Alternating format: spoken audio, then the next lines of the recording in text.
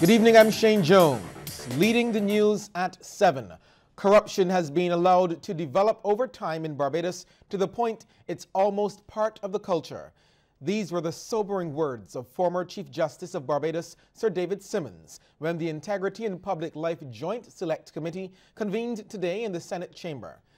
In analyzing the provisions of the bill, Sir David made the point that there appears to be apathy towards corruption in the region. He says some of the reasons include a lack of whistleblower legislation and very few prosecutions for corruption.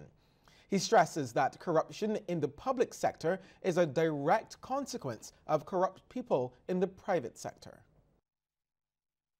There's big money in government contracts, everyone knows that.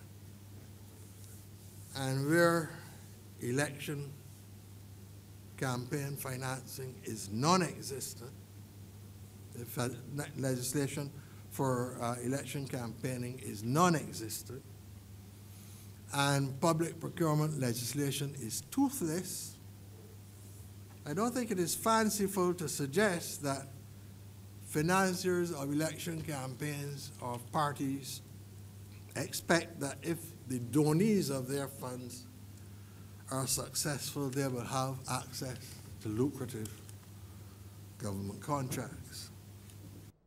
Sir David suggests that government must set up an entity separate and apart from the police force, which he says will not have the time nor the resources for thorough investigations. He also believes that public education is key to combating corruption and suggests it should be added to the bill. We should include, by way of amendment, an additional paragraph to put it beyond doubt that one of the core functions of the Commission will be to promote and advance the objects of this bill by means of public education. The Insurance Corporation of Barbados Limited will not be facing the United States law courts. This is the result of a decision by the U.S. Department of Justice. Correspondence on the U.S. Department of Justice's website confirms that there will be no legal ramifications for ICBL. After weeks of speculation about which local company was named in the money laundering allegations against former government minister Don Volinis, the company announced via media release that the U.S. Department of Justice has closed its investigation of 2 improper payments made by the ICBL back in 2015 and 2016. ICBL says that key factors influencing the department's decision to close the investigation without charging the company include ICBL's swift self-disclosure of the payments to the Department of Justice, the robust cooperation of its board of management, and the company's remediation, including the fact that all executives and employees involved in the misconduct are no longer at the company. In addition, the company agreed to disgorge almost $94,000 obtained from any contracts associated with the improper payments. ICBL Chairman John White says he is pleased that the investigation of ICBL is closed, adding that the company is in good hands under the leadership of its new CEO, Jeffrey Scott, and is fully focused on serving its customers and stakeholders with excellence. Prime Minister Mia Amor-Motley says her administration will continue to extend an olive branch to those who have been engaged in corrupt practices by giving them a chance to come forward. She says government will be establishing a body which will be headed by a priest, and 2 other senior non-partisan individuals will serve on it. Ms. Motley says they possibly will be looking at things like whistleblower protection and granting immunity in certain cases. She was speaking during the 77th Annual Delegates Conference of the Barbados Workers' Union over the weekend. In small societies, you never recover from public statements. But to go to them, and we must be confident that these persons can act on behalf of the nation of Barbados and the people of Barbados, and give the statements, and to say X, Y, Z, and to allow that group of people to help us determine, along with that person, as happens, and you're seeing it now in the States with what you're seeing on TV every night, whether that person should receive immunity partial or full, whistleblower protection, but more importantly, contrition to move forward. General Secretary of the National Union of Public Workers, Rosalind Smith, says she is set to meet with Minister of Health, Colonel Jeffrey Bostick, this week. Among the items on the agenda is nurses being allowed to go back to the Barbados Community College to further their studies. As the shortage of nurses continues to plague the health system, Ms. Smith says she has a few solutions to put forward.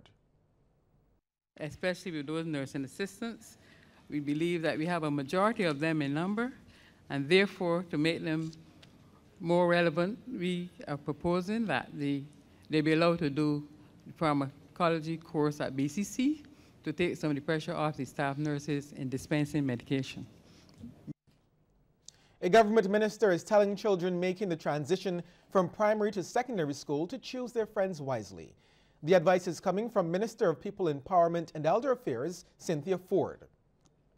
She was speaking during a presentation from the Togetherness Social Club to children who took this year's secondary school's entrance examination. Ms. Ford, who is also the Member of Parliament for St. Thomas, says children must go to school and obey their teachers and follow the school rules. And I hurt when I see young men and women being pushed to be a part of breaking the law and having to go to prison or to the juvenile school, that we call it the government industrial schools. Too many of our young children are breaching rules and laws or regulations, and some of them think that it is a movie moment for them to walk through the court in bangles. And when I say bangles, I mean, I want you to tell me, I mean handcuffs. Ms. Ford encouraged the children to value the free education they are receiving. She also told parents to take pride in their children's deportment. I hear to see the children's hair in braids, because some children have braids for 6 and 7 weeks, and their hair ain't washed. The girls in particular, that hurts my heart. I have a granddaughter, when I see hers, even the little extensions, I just blow a fuse. Because my mother had 7 girl children, and every night our hair was plaited, tied down with a piece of cloth. They didn't have scarves in those days. We were too poor. And the next morning we got up with the lovely virgin hair we had. We looked so fresh. Every day, one woman plaiting 7 girl children's hair. I can't understand why a mother with a single child can't plait a child's hair every morning or every night. Why 8 days and 10 days and sometimes 10 weeks of braids, and the children's hair dirty and the scalp full of dandruff and everything it is to do. So look, hair too tight. Government's efforts to encourage children to embrace science, technology, engineering, and mathematics appear to be reaping success. This as the annual summer camp organized by the National Council for Science and Technology continues to grow. Director of the council, Charles Cyrus, says the trend is a positive sign. The camp is now in its 10th year, and this year is catered to an average of about, I already had mentioned 90, I've heard 75 before. We are aware that students sometimes come and leave the camp, some go off to vacation and so on, but we're catering to an average around 90. And it's to expose these students to the world of STEM in fun and interesting ways. The 2018 edition of the camp ended last week, but Mr. Cyrus wants the participants to share their knowledge with their peers. I hope that you found this camp interesting and you learned new things, and that you're eager to share and engage your friends at school. And I hope you become ambassadors for the camp and ambassadors for STEM and STEM promotion. I want you now to maintain your curiosity. I want you to ask questions, lots of questions. Ask why and why not. I want you to read often. I want you to observe, and I want you to absorb. The future of the island's history is in very safe hands, thanks to the Junior Curator program of the Barbados Museum and Historical Society. President Sir Trevor Carmichael says he was very impressed with the work he saw on display over the weekend. The program, which was established back in 1991, engages young people between the ages of 16 and 25 who have an interest in history, as well as the preservation of the island's culture and heritage. Sir Trevor says this must always be encouraged. I think there's a natural synonymity between the two words. In this sense, junior curators are essentially an investment in our future, in the museum's future, and in the future of Barbados.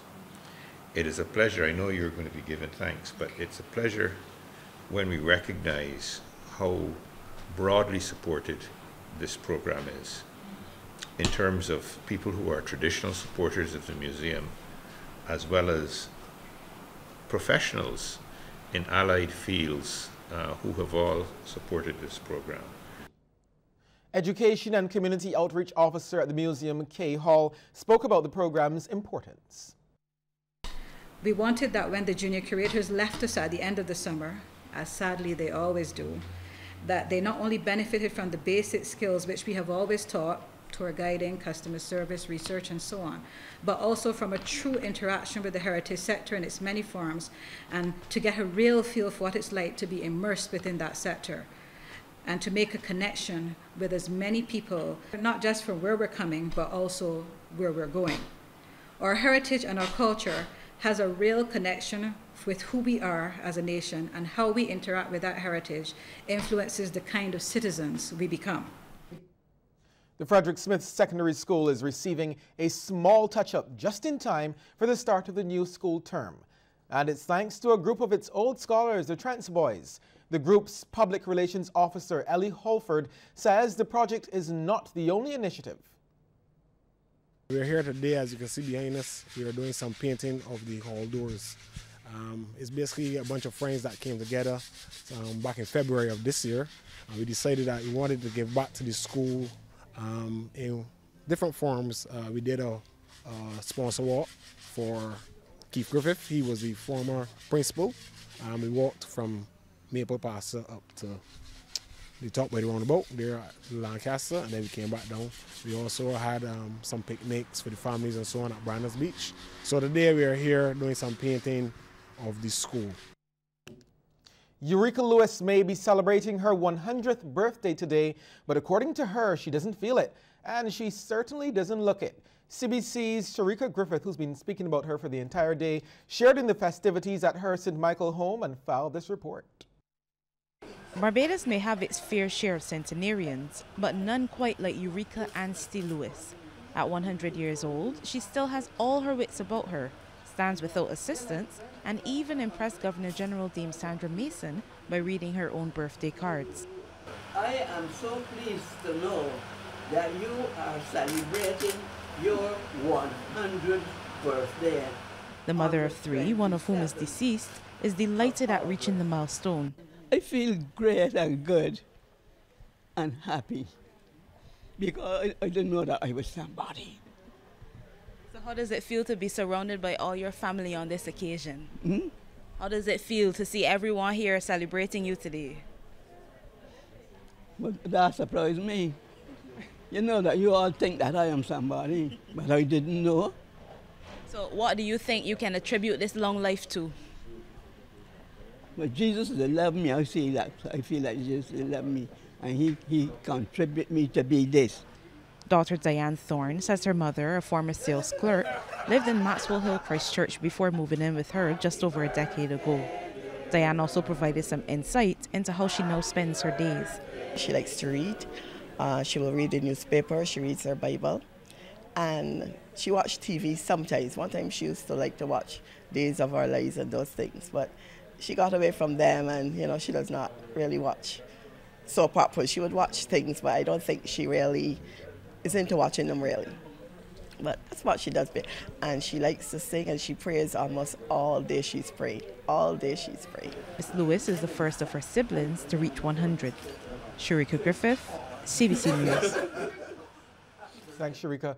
Well, with the book on Crop Over 2018 closed, sights are already being set on next year's edition. Our CBC team decided to take a deeper look at one of the controversial issues of the season. That's the hosting of private events on 4-day morning. Our Tristan Ward has more. Many would agree this crop over season was a success. Loads of fun events, great music, and all in a generally safe and secure environment. However, it's been difficult to ignore some of the concerns people have voiced over the season. One of these being the declining interest in the 4-day morning jam. Some are contending it's connected to the growing number of private 4-day concept events, such as Caesar's Army, Dirty Dozen, Native, Mudslide, and Mixed Nuts, which all occur on the same night. Band leader of Contact, Anthony Lane, represents a number of people who believe Friday should be all about 4-day and these events should happen on another date. I don't have a problem with other players coming and doing their own thing, but it should never be on the same night as our national festival. I keep saying that all the time. Do it before. If you are that good, do it before. Don't ride off the backs of the NCF. That's how I see it. You do it before so that our people that invest so much into this festival have a chance of making something out of it and getting something. It hasn't gone unnoticed that some of these events, like Mixed Nuts, Mudslide, and Spectrum, were once a part of the 4-day morning jam. So why have they made the decision to go private?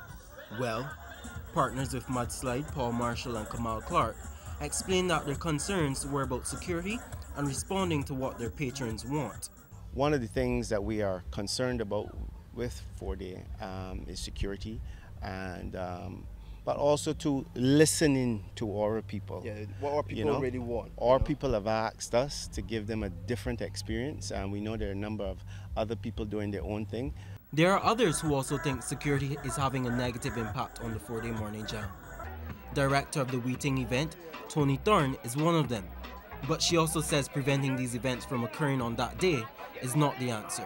People are seeing it as Caesar's Army making money. What about the Bajans that execute on the behalf of Caesar's Army that are paid to do that? What about those promoters who are paid to stage Caesar's Army here? There are Bajans that are young that are making money, so you can block them from making money too.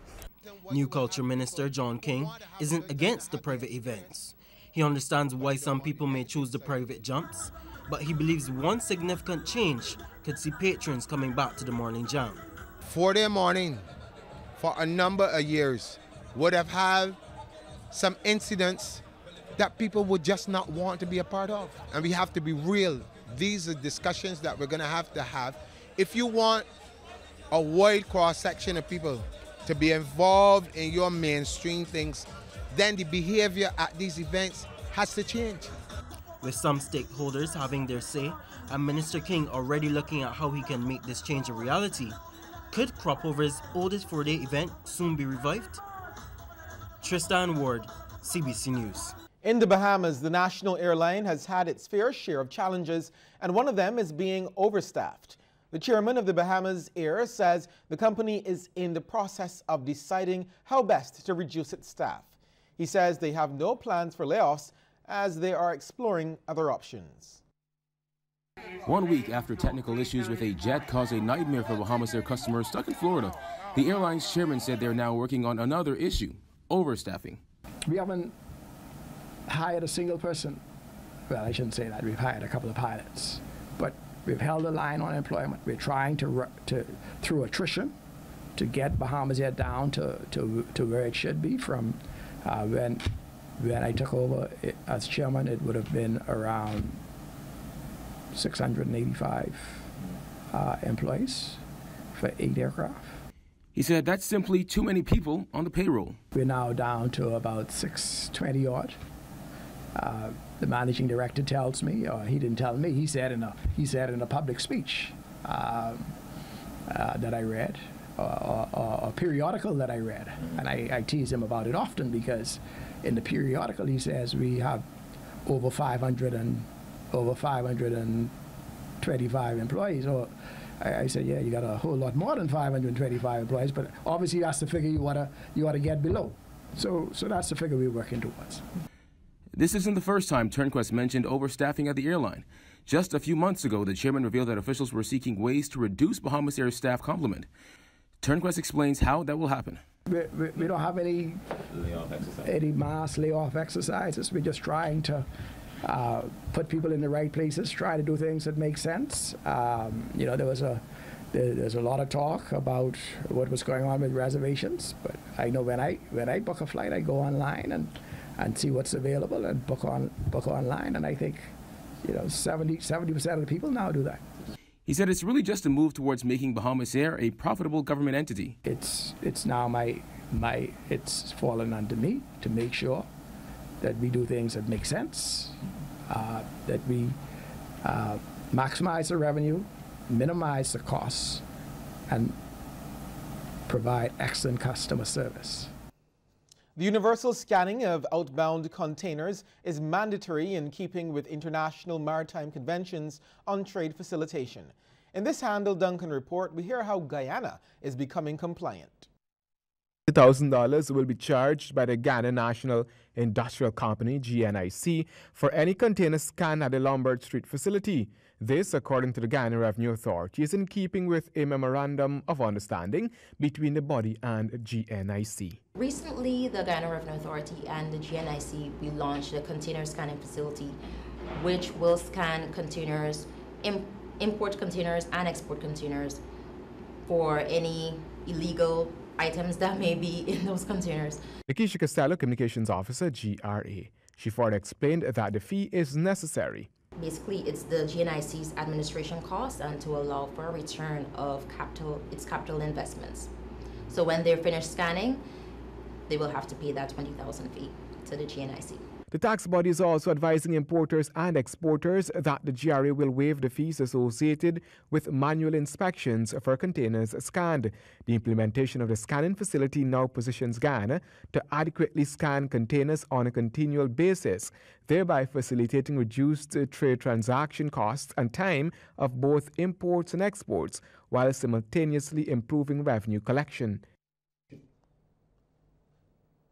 A quick glimpse into the world of sports is just ahead, but before we get there, here's a tip from Cooperators General Insurance. This tip of the day is brought to you by Cooperators General Insurance Company Limited. Insurance the way you want it to be.